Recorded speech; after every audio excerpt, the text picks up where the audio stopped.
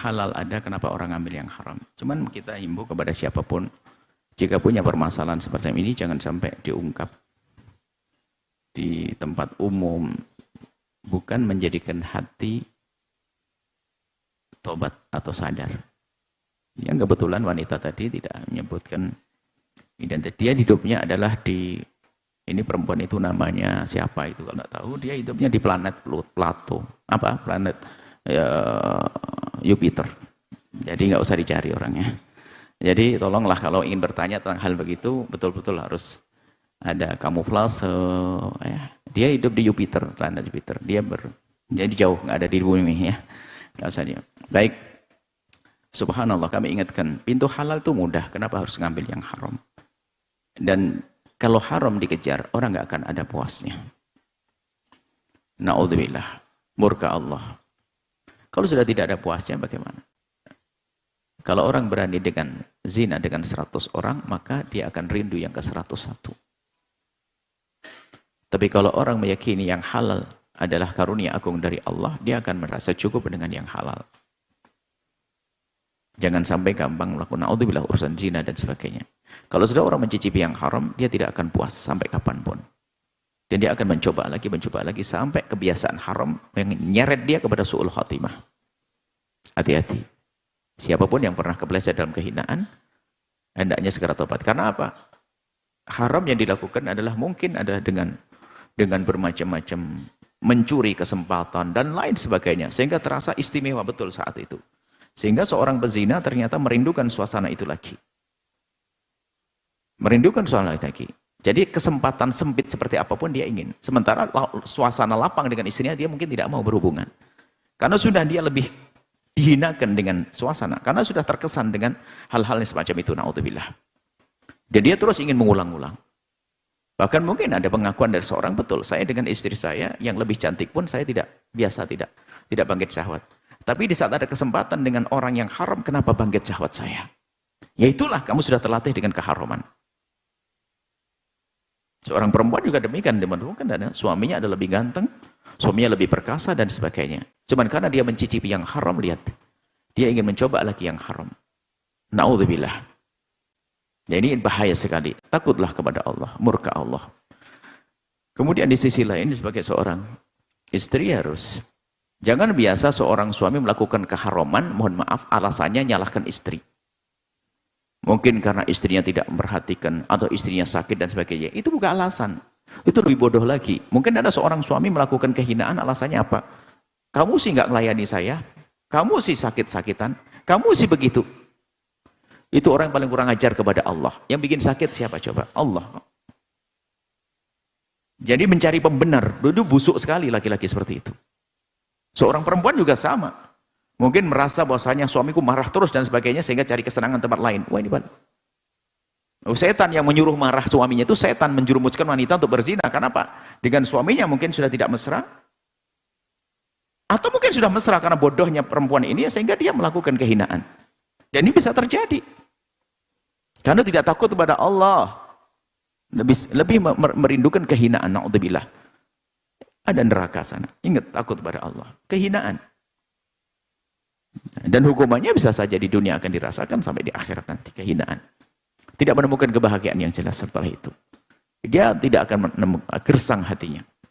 Baik, kemudian jangan menyalahkan istri kalau ada suami. Kalau suami sudah salah, insaf saja saya salah. Jangan merasa istriku begini. Ada suatu kali orang mengadu kepada kami sama. Saya melakukan begitu, bang, ada alasannya juga tidak serta-merta buya. Apa alasannya? Istri saya kurang aktif dengan saya gini. Nggak ada alasan itu. Ada masalah aktif bisa diskusi yang baik dong. Dan memang kita menemukan perempuan seperti itu. Banyak. Yang mohon maaf tidak peduli dengan urusan suami, giliran punya masalah baru. Anda pun juga tidak boleh, wahai para istri, juga seenaknya sendiri juga. Suami punya hajat kepadanya tapi cuek dan sebagainya. Dulu ada waktu baru pengantin baru, dandannya luar biasa, sekarang asal saja. Rambutnya ada lambangnya, ada pabrik kutu segala macam. Mohon maaf. Wanita tidak boleh begitu. Biarpun sudah umur tua, tetap saja bersih, rapi, aktif. Tapi sisi lain seorang suami nggak boleh punya alasan. Kalau bang istrimu banyak kutu ya sisirin bang. Pokoknya beralasan nggak boleh, itu setan yang ngajak alasan. Mohon maaf kalau banyak beralasan melakukan dosa kok beralasan, salah alasannya pasangannya. Saya begini karena pasangan saya. Waduh, ini setan sukses. Loh, kalau pasanganmu begitu kau benahi dong. Bukan melakukan keharaman, naudzubillah.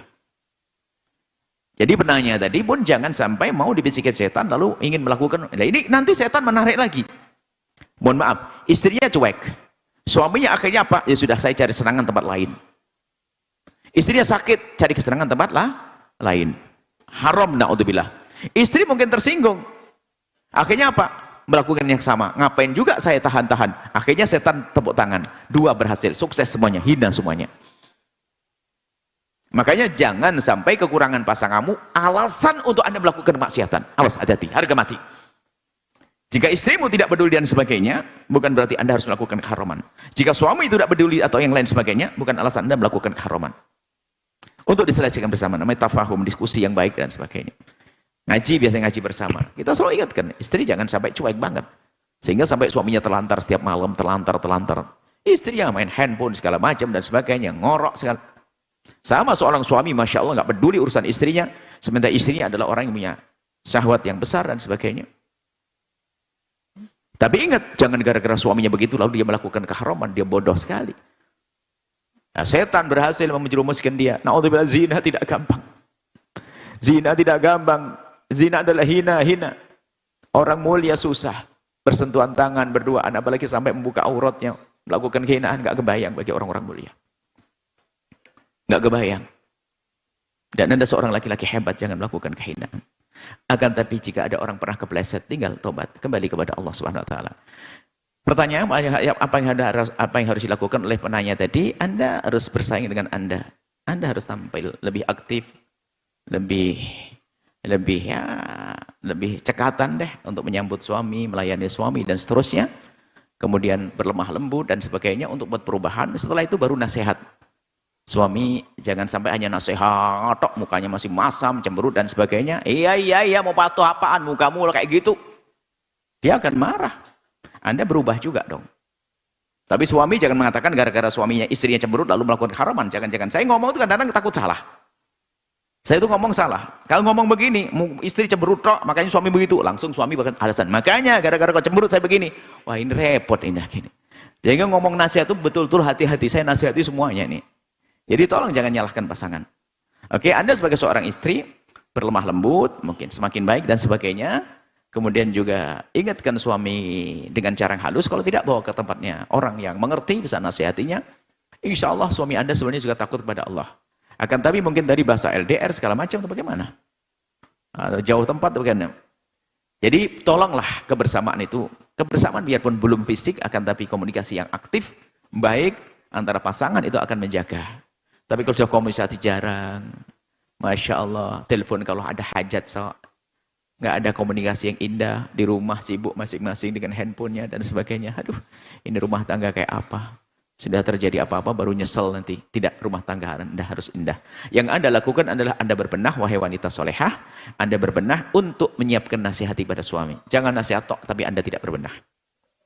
Kemudian suami Anda bawa ke tempat yang mulia, maka di tempat mulia itulah dia akan belajar kebaikan, sehingga nanti insya Allah yang lalu adalah biar berlalu, masa depannya adalah masa depan yang baik. Jangan difonis kalau suami Anda tidak bisa menjadi baik.